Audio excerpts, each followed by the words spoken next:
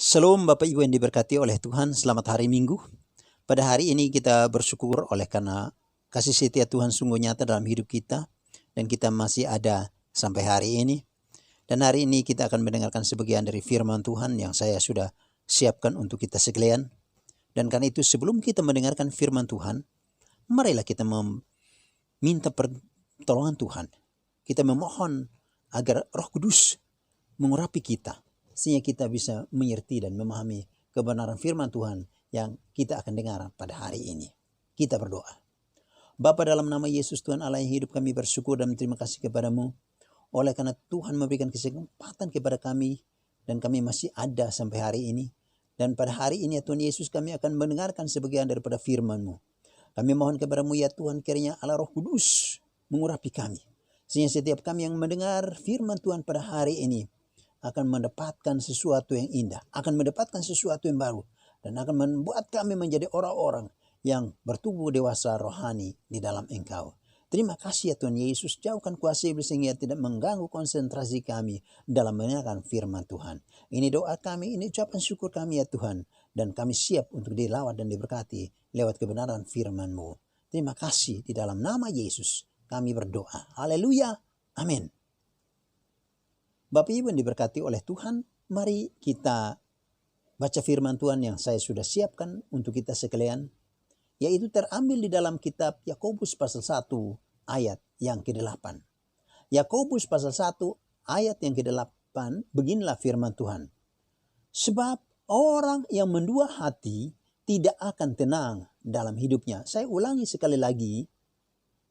Sebab orang yang mendua hati tidak akan tenang dalam hidupnya. Hari ini saya akan berbicara tentang mendua hati. Ya. Pertanyaannya adalah, mengapa tidak boleh mendua hati? Ya. Mengapa kita tidak boleh mendua hati? Ada apa di situ? Ya. Kalau saudara pelajari, maka memang mendua hati itu ada hal yang sangat-sangat tidak enak. Mendua hati itu akan mengganggu konsentrasi kita. Mendua hati itu akan mengganggu fokus kita dalam beraktivitas, dalam berkarya. Oleh karena itu, alangkah indahnya dalam menjalankan hidup ini, kita tidak boleh mendua hati. Ya, kenapa? Karena orang yang mendua hati pasti bimbang. Orang yang mendua hati itu tidak akan mendapatkan sesuatu. Orang yang mendua hati itu pasti khawatir. Orang yang mendua hati itu pasti ragu.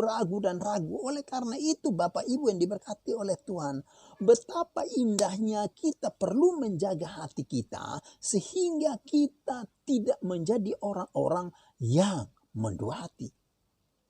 Nah, oleh karena itu dalam teks kita, dalam bacaan kita, ketika kita munculkan pertanyaan klasiknya adalah, dalam hal apa kita tidak boleh mendua hati? Sekali lagi saya ulangi, dalam hal apa kita tidak boleh mendua hati?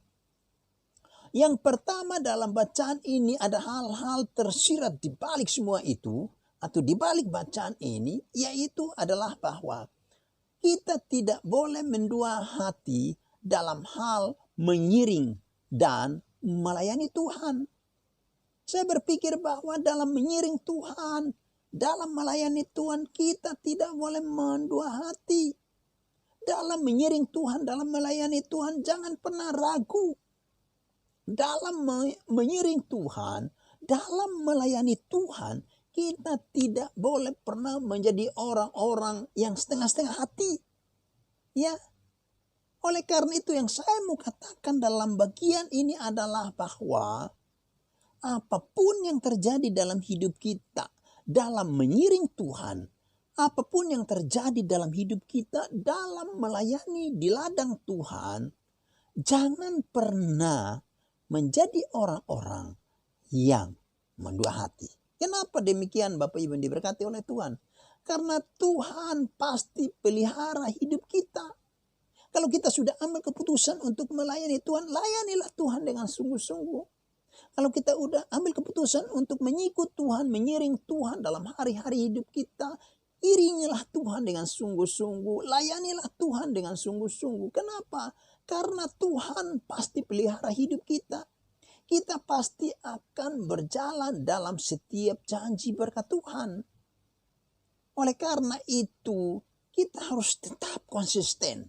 Kita harus tetap fokus hanya kepada Tuhan, melihat kepada Tuhan, memandang kepada pelayanan itu, memandang kepada jiwa-jiwa, bahwa ketika kita taruh hati kita di sana, Tuhan pasti memelihara hidup kita, Tuhan pasti menuntun kita, Tuhan pasti mengurapi kita, Tuhan pasti memakai kita, Tuhan pasti menuntun kita, menguatkan kita, dan kita akan tangguh dalam pelayanan. Oleh karena itu, jaga hati. Jaga hati kita sehingga hati kita jangan sampai setengah-setengah dalam melayani. Saya ulangi, jangan sampai setengah-setengah dalam melayani. Jangan sampai setengah-setengah dalam mengikut Tuhan, dalam mengikut dan mengiring akan Tuhan. Kenapa demikian? Karena Tuhan kita dahsyat. Tuhan kita luar biasa dan Tuhan bertanggung jawab atas seluruh keberadaan hidup kita. Oleh karena itu sekali lagi jangan pernah mendua hati dalam mengiring Tuhan. Jangan pernah mendua hati dalam melayani Tuhan. Bapak Ibu yang diberkati oleh Tuhan, saya berpikir bahwa ketika kita menjaga hati dan pikiran kita dan menaruh seantero hidup kita, mempersembahkan hidup kita kepada Tuhan, di situ kita akan melihat bahwa tangan kasih Tuhan akan menolong kita. Dan khususnya di tahun 2021 ini kita diperhadapkan dengan berbagai macam pergumulan, berbagai macam persoalan, apalagi persoalan virus corona. Virus corona ini merajalela. Nah, oleh karena itu saya berpikir bahwa jangan sampai iman kita, hati kita tidak fokus kepada Tuhan. Jangan sampai pikiran kita juga tidak ditujukan kepada Tuhan. Hati dan pikiran kita satu paket, kita harus serahkan kepada Tuhan. Kita harus mempersembahkannya kepada Tuhan. Berpikirlah positif, milikilah hati yang terhormat untuk tetap berpandang kepada Tuhan. Kenapa demikian? Kita akan menjadi orang-orang yang tetap kuat dalam menghadapi wabah ini. Wabah ini luar biasa bahaya. Tapi saya berpikir bahwa ketika kita tidak mendua hati untuk berhadapan dengan persoalan ini, melewati persoalan ini, maka kita pasti akan keluar menjadi pemenang. Kita pasti akan keluar sebagai orang-orang yang meraih hasil yang baik di balik perjuangan iman. Saya berpikir bahwa ini sebuah perjuangan iman yang sedang ada di hadapan kita. Dan karena itu kita harus melewati perjuangan iman ini untuk nanti meraih sesuatu yang indah yang Tuhan sediakan. Sekali lagi, dalam perjuangan menghadapi pergumulan dalam keluarga, pergumulan dalam rumah tangga, persoalan apapun yang kita hadapi hari-hari ini, di kantor kah, di mana saja, mari jangan sampai kita mendua hati. Taruh hati ini untuk Tuhan. Serahkan hati ini untuk Tuhan. Biarkan Tuhan yang menjadi penguasa tunggal dalam hati kita.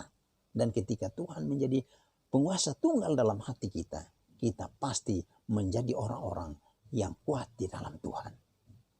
Lalu yang kedua, Bapak Ibu yang diberkati oleh Tuhan, dari bagian firman Tuhan, bacaan firman Tuhan yang telah kita baca pada hari ini, dalam hal apa kita tidak boleh mendua hati? Saya coba merenungkan dalam hidup saya, dan saya juga coba merenungkan dari bacaan yang kita telah baca tadi dalam firman Tuhan ini, bahwa sesungguhnya dalam hal menghadapi ujian kita tidak boleh mendua hati. Kenapa Bapak Ibu? Oleh karena siapapun kita pasti diperhadapkan dengan ujian. Siapapun kita pasti akan diuji. Tujuan Tuhan menguji kita, salah satunya adalah Tuhan ingin tahu sejauh mana kita punya kedewasaan rohani. Sejauh mana kita mau terus menjadikan Tuhan sebagai Tuhan. Sejauh mana kita mau bergantung sepenuhnya kepada Tuhan. Sejauh mana kita mau mempercayakan hidup ini kepada Tuhan. Oleh karena itu, dalam menghadapi ujian, tantangan seberat apapun, mari tetap percayakan semua itu kepada Tuhan. Dan percaya bahwa Tuhan tidak akan meninggalkan kita, Tuhan tidak akan pernah membiarkan kita, tapi tangan kasih Tuhan akan menuntun kita, akan menyertai kita, dan pasti Tuhan menolong kita dalam perjalanan hari-hari hidup kita ke depan. Lalu kita perlu tahu bahwa iblis itu tidak akan pernah tinggal diam. Iblis itu tidak akan pernah tinggal diam untuk merongrong iman kita. Iblis itu tidak akan tinggal diam untuk menggoda kita. Iblis itu tidak akan pernah tinggal diam untuk mengganggu hati dan pikiran kita. Oleh karena itu, di dalam mengiring Tuhan, di dalam melayani Tuhan, bahkan di dalam menghadapi setiap ujian-ujian iman ini, jangan pernah mendua hati. Percaya bahwa Tuhan itu ada bersama kita. Dan percaya pula bahwa kalau hidup kita udah di dalam Tuhan, Tuhan udah menjadi gembala bagi kita, Tuhan menuntun langkah hidup kita, maka nggak usah mendua hati, nggak usah lari kepada dunia ini. Ada yang mungkin akan lari kepada dunia ini karena tidak tahan ujian, tidak tahan menghadapi persoalan. Bagi kita anak-anak Tuhan, tetaplah bersandar kepada Tuhan. Tetaplah mengandalkan Tuhan, tetaplah mempercayakan hidup kepada Tuhan. Karena disitulah kita akan melihat bahwa betapa baiknya Tuhan kita. Betapa baiknya, betapa sempurnanya Tuhan bersama-sama dengan kita. Betapa sempurnanya Tuhan ada dalam hidup kita. Tuhan melakukan bagian-bagian yang kita tidak bisa lakukan. Karena itu dalam menghadapi ujian-ujian yang ada di depan mata kita, yang sedang kita hadapi hari-hari ini, dari tahun 2021 ini, tetaplah mengandalkan Tuhan. Ujian apapun yang kita hadapi yang ada di depan mata kita, mau sakit penyakit kah, mau kekurangan kah, mau apapun itu, tetap memanggil nama Tuhan.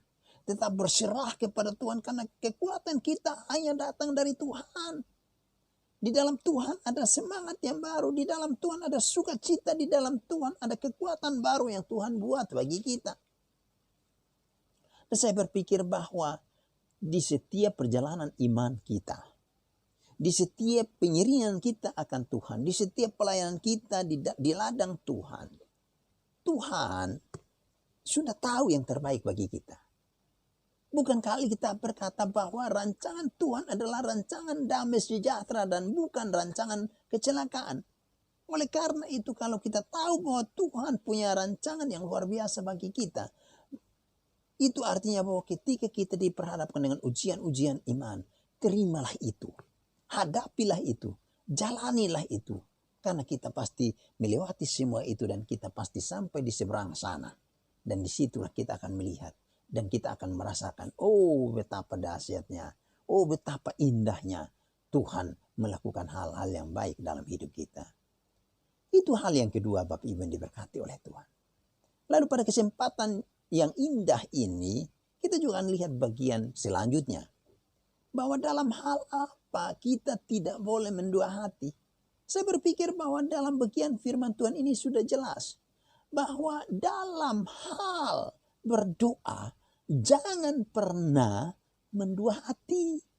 Kalau kita udah berdoa, ya udah percaya bahwa pasti akan ada jawaban di balik doa kita. Ya. Pasti ada jawaban. Tidak mungkin tidak ada jawaban. Di rumah Bapak Ibu, di tempat di mana Bapak Ibu bekerja, ketika Bapak Ibu berdoa, di sana pasti Tuhan dengar. Di sana pasti Tuhan hadir dan di sana Tuhan akan melakukan bagiannya.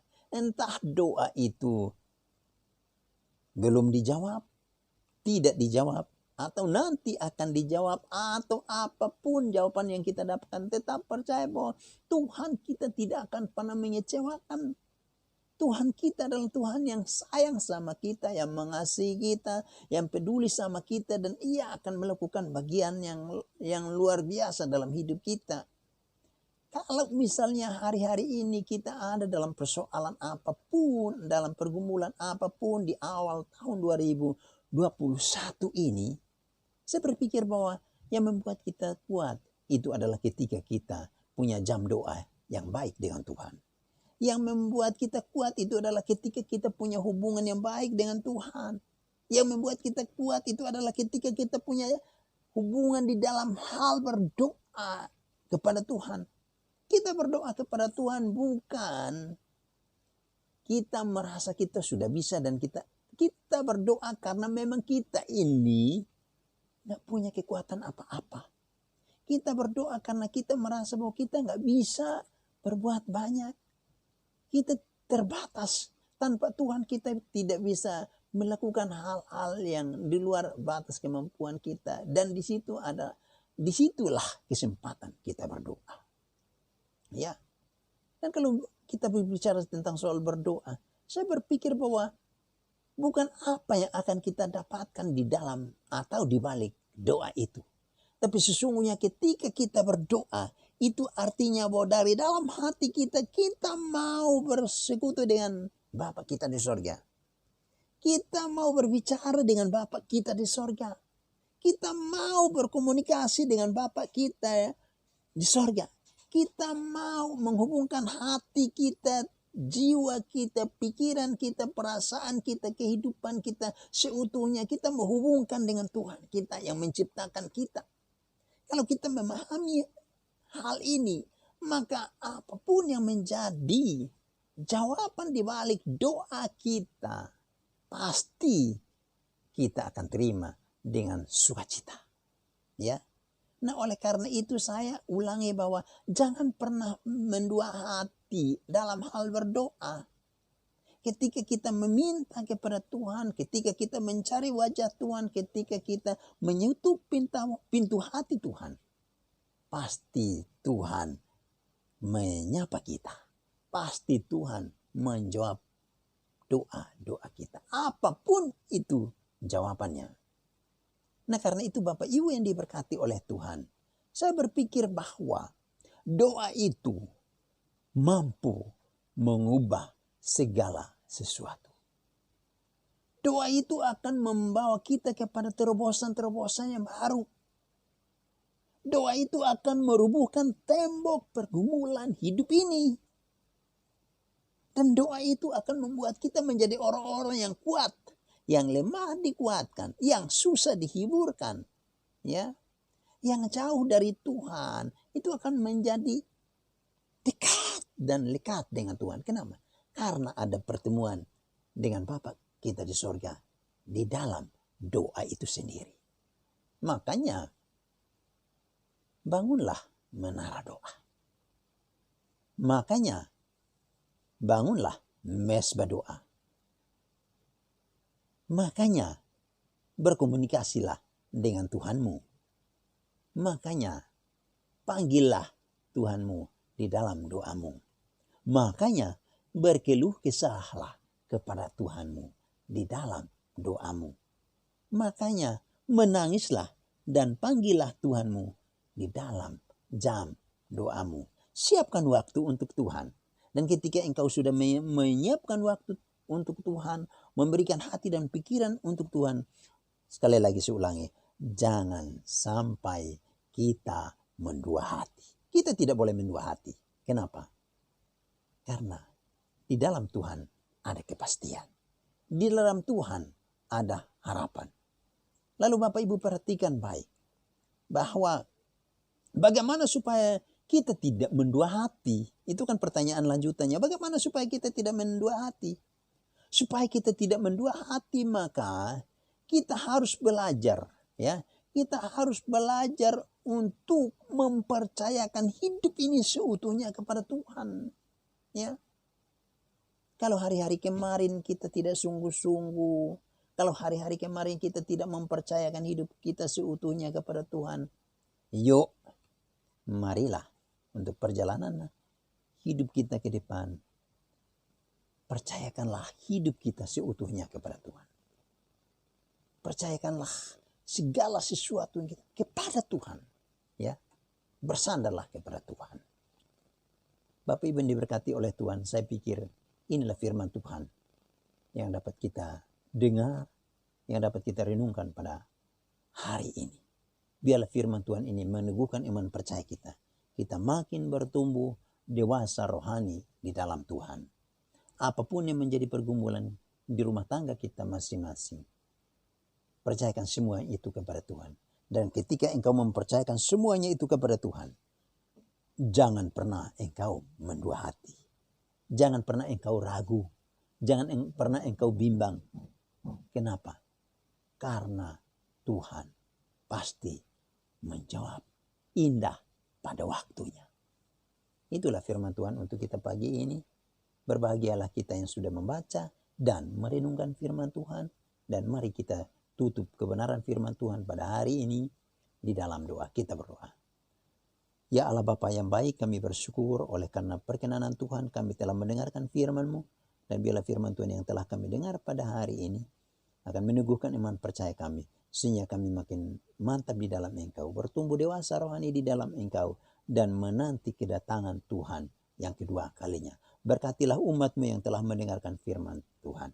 Apapun yang menjadi pergumulan hidup mereka, apapun yang menjadi persoalan hidup mereka, apapun yang mereka hadapi hari-hari ini, khususnya virus corona ini, biarlah Engkau Tuhan lindungi mereka, Engkau Tuhan berikan jalan keluar yang terbaik, yang sakit Engkau Tuhan sembuhkan, yang lemah Engkau Tuhan kuatkan, dan yang kekurangan Tuhan berikan kecukupan dengan cara Tuhan yang ajaib. Pakai kami untuk boleh menjadi alat berkat Tuhan, pakai kami untuk menjadi alat kemuliaan bagi nama Tuhan. Bapa yang baik, terpuji-pujilah Engkau selama-lamanya kekal. Di dalam nama Tuhan Yesus Kristus Allah kami hidup. Kami berdoa dan kami bersyukur kepada Bapa di sorga. Haleluya, haleluya, haleluya. Amin.